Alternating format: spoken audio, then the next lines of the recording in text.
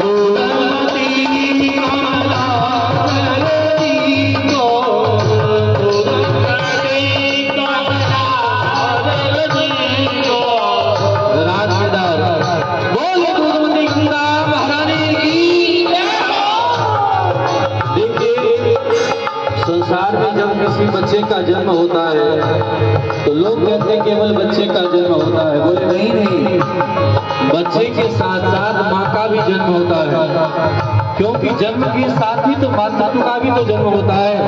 उससे पहले माँ का सुख उन्हें पता नहीं होता है, इसीलिए केवल बच्चे का नहीं माँ का भी जन्म होता है।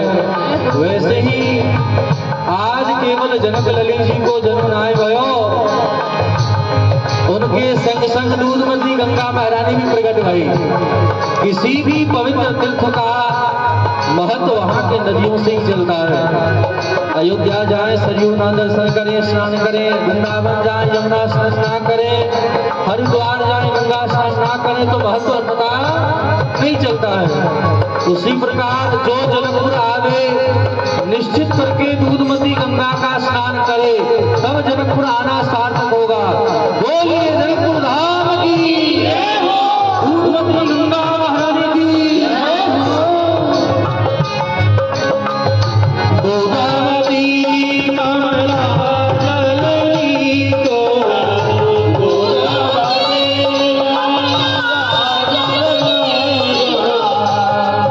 भगवान ने हाथ दिया है तो बजाओ, क्या ताली।